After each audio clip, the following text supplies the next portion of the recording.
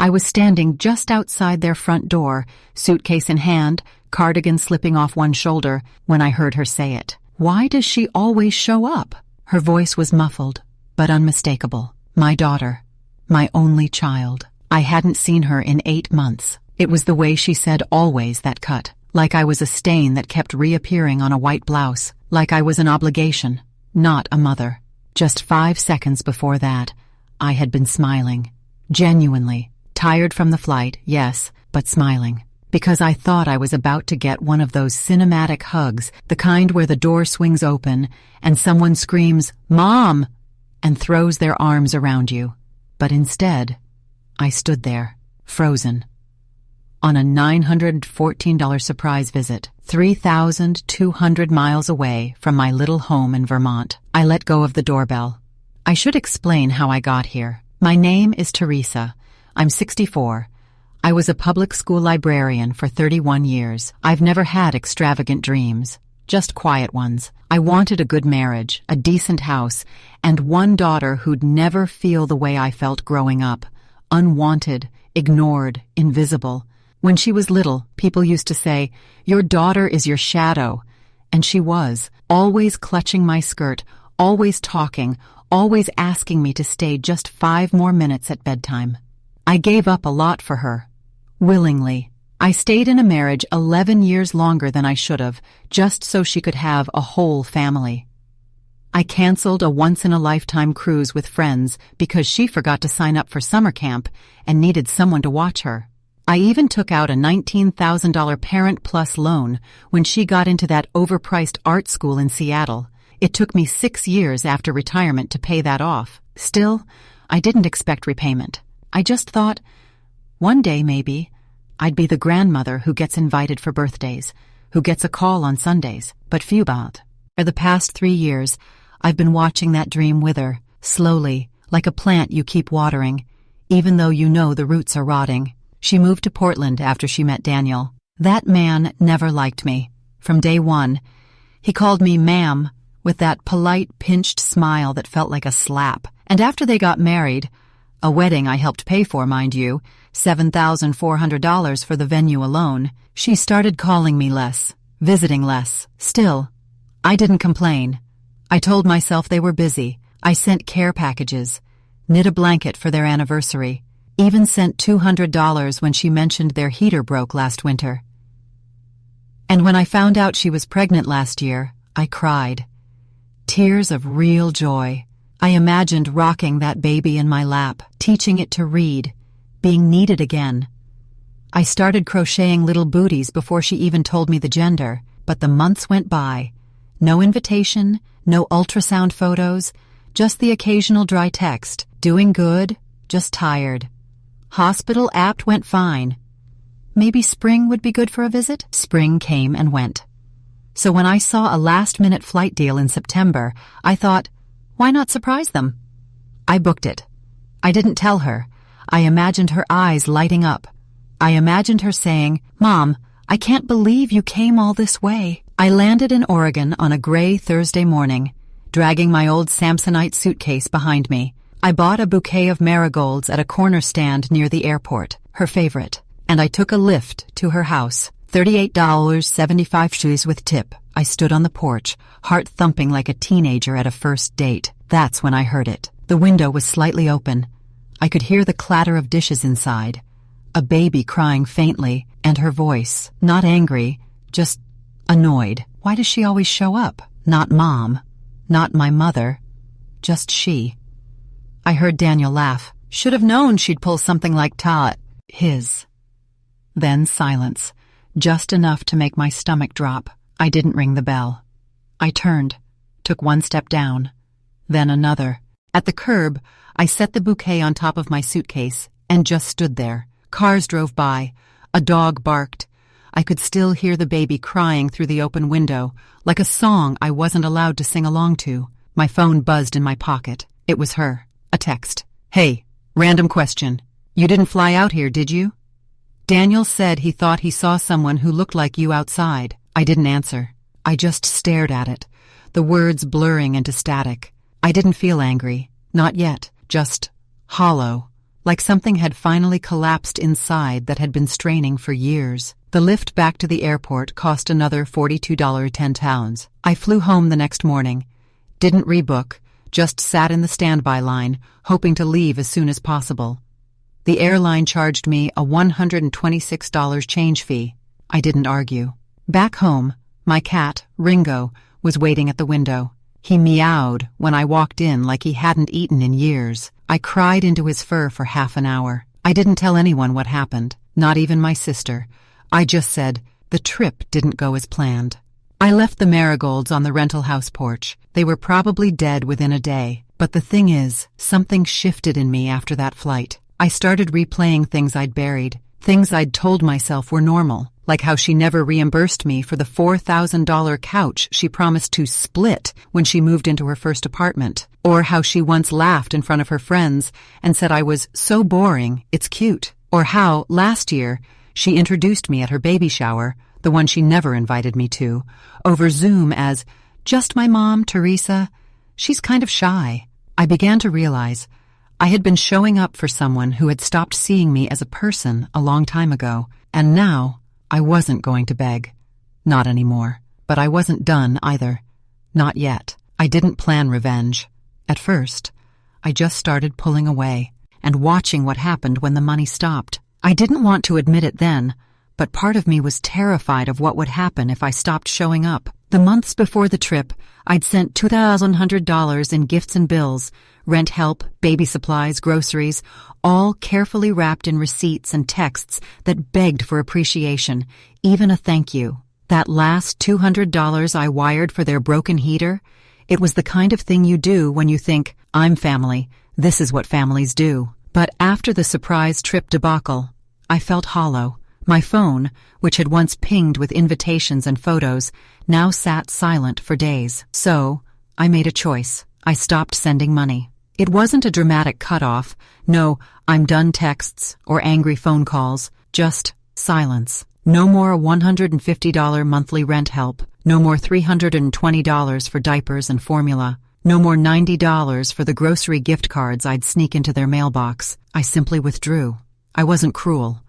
I calculated every penny, every dollar. My monthly Social Security check was $1,290. I had to make it last. There were bills here at home. My tiny two-bedroom rental cost $650 a month, utilities $180, meds $60, food $150. I told myself if she wanted me out of her life, then I would give her space.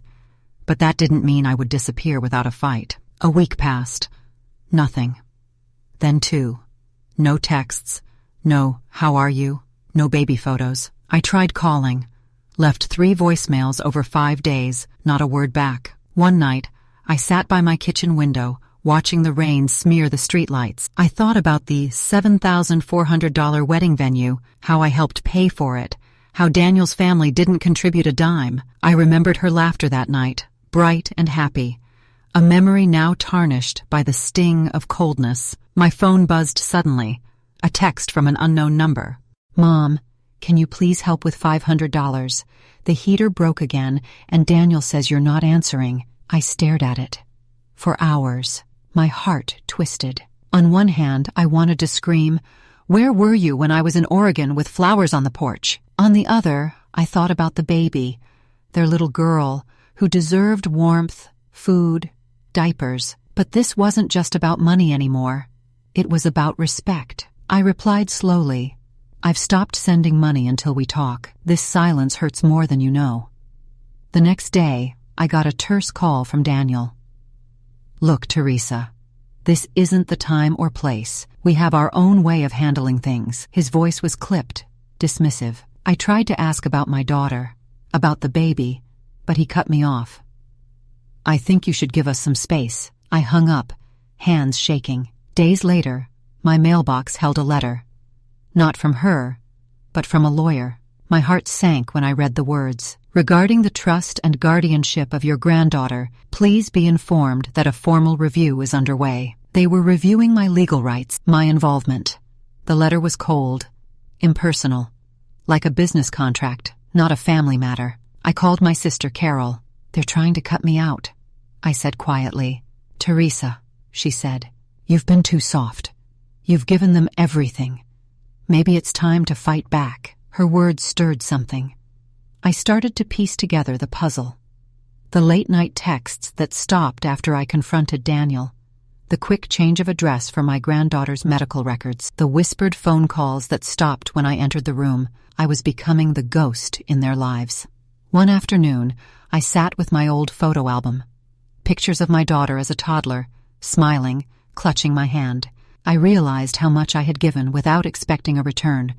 $4,800 in rent help over the past 32 months. $200 in baby supplies, $2,100 in heating and grocery gifts, countless hours on the phone. I wasn't naive. I knew every cent mattered to me now, and yet I'd given it freely. It was then I made my next decision. Not out of spite, not out of bitterness, but because I was finally done being invisible. I started planning. I would take back what was mine. Not just the money, but my dignity. I began collecting every text, every receipt, every email. I called the bank to print statements showing the money trail. $6,100 sent over 18 months. I asked my sister to help me organize it all into a file. I wasn't going to confront them blindly. I was going to build a case, not just for myself, but for my granddaughter.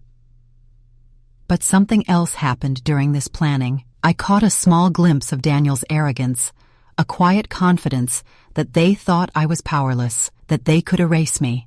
I wasn't powerless, and they were about to find out. Then, one night, a small, careless mistake changed everything. Daniel left his phone unattended for 5 minutes, and what I found inside blew the lid off their perfect little life.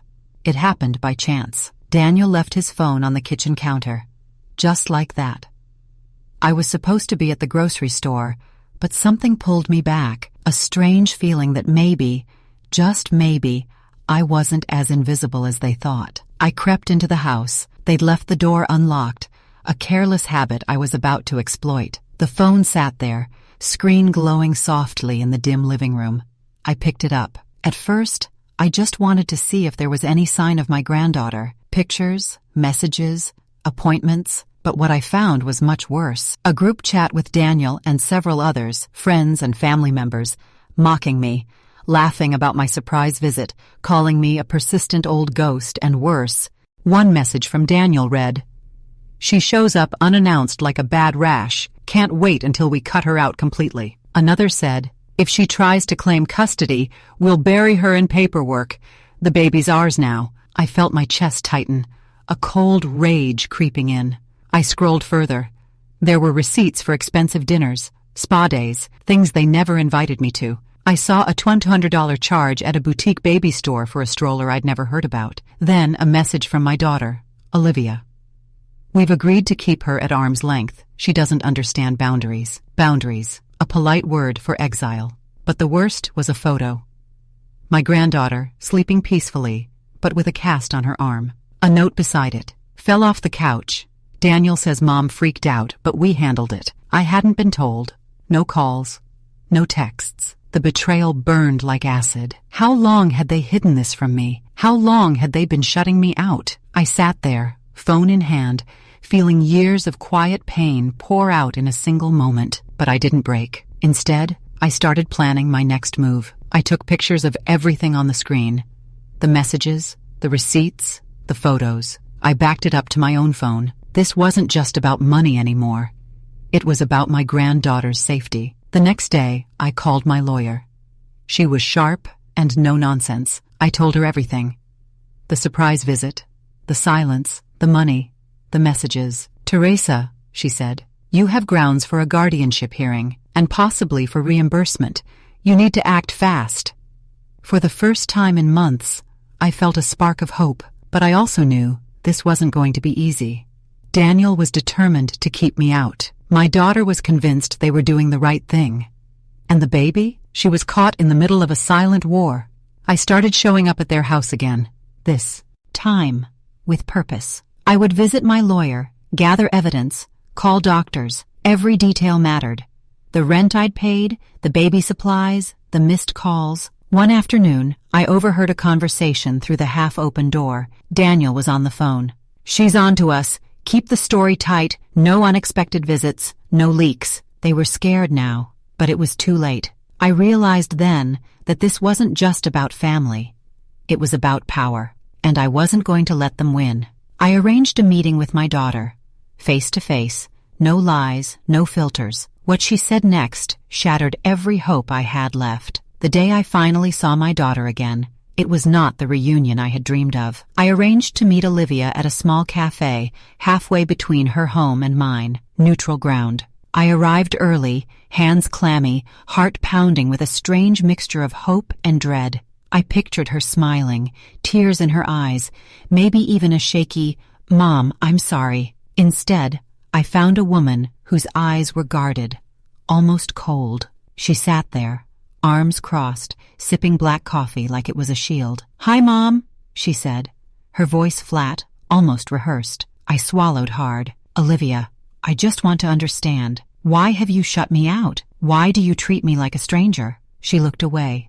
"It's not that simple." She told me then, in clipped sentences, about how she felt overwhelmed by motherhood, by Daniel, by expectations she said I didn't understand. "You don't get it, Mom. You never have. I needed space to figure things out without you breathing down my neck." I bit my lip, holding back tears. I was trying to help, sending money, gifts, visits. I wanted to be there for you both. Her laugh was bitter. "Help? You mean control." That word stabbed deeper than anything else. She admitted the lawyer's letter had been sent. She admitted they had been discussing legal guardianship, not because they wanted to exclude me, but because it was the safest option. I asked, "Safest for whom?" She hesitated. "Daniel and I have concerns about your judgment." I felt my blood boil. I had been nothing but careful. Every check, every text, every conversation recorded. And still, here I was, painted as the villain. I tried to reach for her hand across the table. "Olivia, I'm your mother. I love you and your daughter. I've sacrificed everything." She pulled back. "Love isn't enough. Sometimes love hurts." The words echoed in my mind long after she left. After that meeting, I was more alone than ever. But something inside me refused to break. I realized that revenge, if it came, wouldn't be about hatred or cruelty. It would be about truth. I started digging deeper. I contacted the pediatrician's office. After some persistence, they confirmed they hadn't received any emergency calls or reports about the cast on my granddaughter's arm. No medical records indicated an injury serious enough to require treatment. That photo on Daniel's phone, a lie. I reached out to neighbors. One woman whispered about loud arguments, slammed doors, and a baby who cried for hours. Another said she saw bruises, subtle, but there. I wrote everything down. I found myself awake at night, replaying those moments. The surprise visit, the text, the call from Daniel, the lawyer's letter. Olivia's cold eyes. I was not just fighting for my place in their lives anymore. I was fighting for my granddaughter's safety. I began assembling a detailed report, every lie, every omission, every broken promise, and I sent it, anonymously, to Child Protective Services. I didn't know what would come next, but I knew I couldn't stay silent. Weeks later, a knock on their door changed everything, and the truth finally came out in the most unexpected way. Weeks passed in agonizing silence. I held my breath, waiting for a sign that my decision had been right. Then, one chilly morning, my phone rang. It was a detective from Child Protective Services. "Ms. Teresa, we've received an anonymous report. We'll be conducting a welfare check at your granddaughter's home." I nodded slowly, though he couldn't see me. "Thank you," I whispered. Later that day, I sat in my cramped living room watching the clock. Minutes felt like hours. Then, a loud knock echoed through their house, the house I had once called home through my daughter and son-in-law. A neighbor later told me how 2 officers arrived, flashing badges and serious expressions. They inspected the house, spoke quietly with Daniel and Olivia. My heart pounded. That evening, Daniel called me. His voice was tight. "Teresa, this isn't over. We're cooperating. But this will damage you. I felt a strange calm. Maybe it's time the truth came out. Days later, I received a call from the detective. Ms. Teresa, the investigation has confirmed several concerns. Your granddaughter will be placed temporarily under your guardianship while the case proceeds. I sat back, stunned. After months of silence, betrayal, and cold shoulders, I was entrusted with her care. The relief was overwhelming. I booked a flight immediately. At the airport, I clutched my granddaughter close, her small fingers curling around mine. She looked at me with wide, trusting eyes. In the quiet of my small apartment, I watched her sleep. I felt a fierce, protective love. I vowed I would never let anyone hurt her, or me, like this again. Olivia eventually reached out, her voice cracked. "Mom, I'm sorry. I was scared, and I made mistakes." I didn't answer right away. I thought of the months of pain, the betrayal, but I knew forgiveness wasn't about forgetting. It was about healing. Now I'm building a new life, one where I'm not invisible, where my granddaughter knows her grandmother's love is real, fierce, and unbreakable.